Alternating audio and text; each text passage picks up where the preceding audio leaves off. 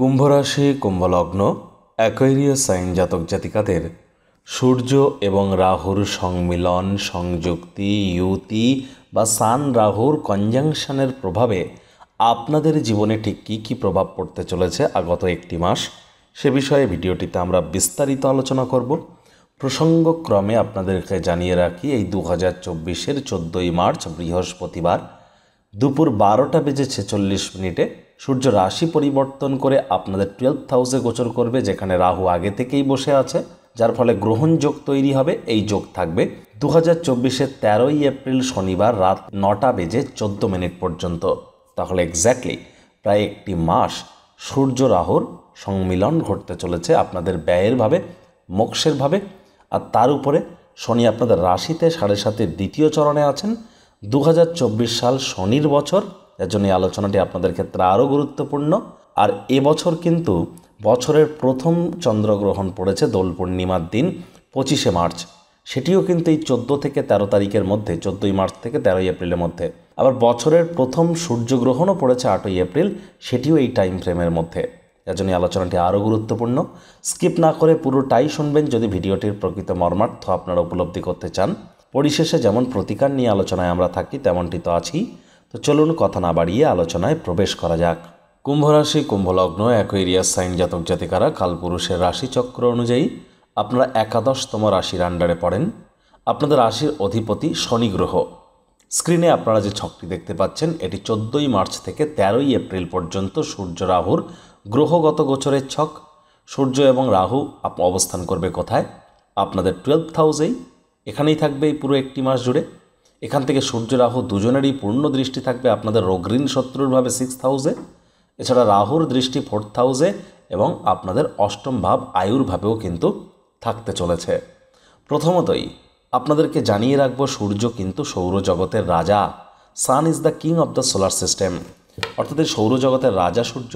সরকারি চাকরি বলুন, সরকার পক্ষের কথা বলুন, সরকারের কথা বলুন, রাজনীতির কথা বলুন, লিডারশিপ স্কিল, ম্যানেজমেন্ট স্কিল, দান ধ্যান, সোশ্যাল ওয়ার্ক, ডোনেশন, রেপুটেশন, সমাজে আপনাদের প্রভাব প্রতিপত্তি সবই কিন্তু সূর্যের আন্ডারে পড়ে।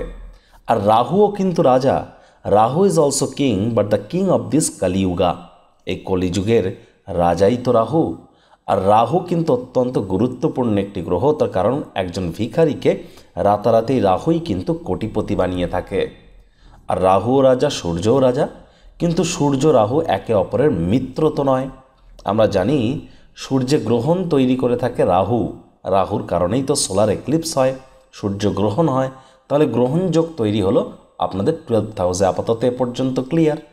এবার দেখুন, সূর্য রাহুর এই গ্রহণযোগ তৈরি হয়েছে বৃহস্পতির ঘরে। আর বৃহস্পতি তিনি স্বগৃহে মার্গী, স্বগৃহে না, অতি মিত্রের ঘরে তিনি মার্গী, মঙ্গলদেবের ঘরে আপনাদের লাভ ভাবে। আর বৃহস্পতির ঘরে রাহু কিন্তু এখানে নিচস্থ হলো, সূর্য উচ্চস্থ হলো। তৎসত্ত্বেও এই 14ই মার্চ থেকে 13ই এপ্রিল মোটা অঙ্কের বড় কোনো টাকা খরচ আপনাদের হতে চলেছে। হয় আপনার নিজের জন্য, না হলে অন্য কারোর জন্য। পুলিশ প্রশাসন, হসপিটালের চক্কর হয়তো আপনাদের কাটতে হতে পারে। সেম কথা, নিজের জন্য না হলে অন্য কারোর জন্য। আবার এই বিদেশ যাত্রার কারণে অতিরিক্ত অর্থ আপনারা ব্যয় করতে পারেন, যদিও আপনাদের মধ্যে অনেকেই কিন্তু এই সময়ের মধ্যেও বিদেশ যাত্রা করতে সক্ষম হবেন। তবে খরচ আপনাদের বাড়তে চলেছে, ঘুমের সমস্যা আপনাদের বাড়তে চলেছে। এ সময় আধ্যাত্মিক চিন্তন চেতনা আপনাদের মধ্যে আসলেও সেটিকে কিন্তু এক্সিকিউট করতে আপনারা সক্ষম হবেন না। এ সময় আপনাদের মধ্যে একটা ভয় ভয় ভাব কাজ করতে পারে।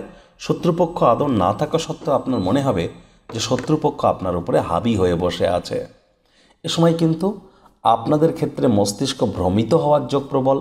অর্থাৎ কি করবেন, কেন করবেন, কী জন্য করছেন ঠিক করে হয়তো উঠতে পারবেন না। আবার নিউমারোলজি ওয়াইজ যদি দেখেন, এটি কিন্তু 1 and 4-এর কম্বিনেশন। তাহলে যাদের 14 তারিখে জন্ম, যে কোনো মাস, যে কোনো বছরের 14 তারিখে জন্ম, তাদের কিন্তু সূর্য রাহুর এই নেগেটিভ ইম্প্যাক্ট আপনাদের উপরে পড়বে না অতটা। আবার দেখুন, আপনার জন্মছক বা ন্যাটাল চার্টে যদি রাহু মজবুত পজিশানে থাকে, 3, 6, 10, 11-তে যদি থেকে থাকে, তাহলে কিন্তু এই রাহু আপনাদের ততটাও নেগেটিভ ইম্প্যাক্ট দেবে না। আবার আপনাদের জন্মছকে সূর্য যদি অত্যন্ত মজবুত পজিশানে থেকে থাকে, অর্থাৎ সূর্য যদি কারক ঘরে বসে থাকে, ডিগ্রিগত বলাবল যদি সঠিক থেকে থাকে, সঠিক নক্ষত্রে সঠিক ল্যাটিটিউড লঙ্গিটিউড ওয়াইজ বা ডিগ্রিগত বলাবল নিয়ে এবং বর্তমানে আপনার পজিটিভ প্ল্যানেটের দশা মহাদশা অন্তর্দশা প্রত্যন্তর দশা চলছে, তাহলেও কিন্তু আপনারা এতটা নেগেটিভ ইম্প্যাক্ট পাবেন না। কিন্তু সেটি কতজন কুম্ভ রাশির জাতক জাতিকা?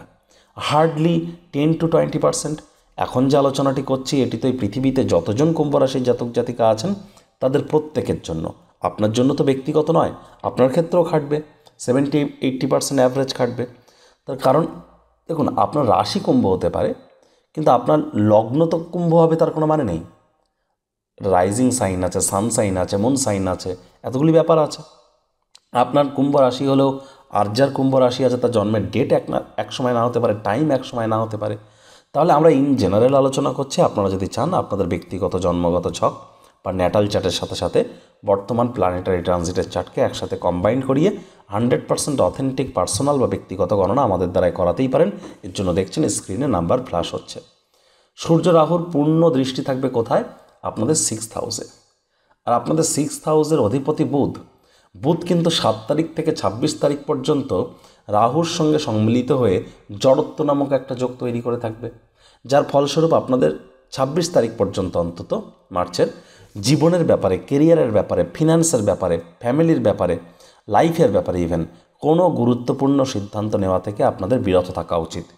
যাই সিদ্ধান্ত গ্রহণ করবেন না কেন সেটি কিন্তু ইন ফিউচার ভুল প্রমাণিত হতে পারে, লং টার্মে কিন্তু আপনাদেরকে ক্ষতিগ্রস্ত করতে পারে।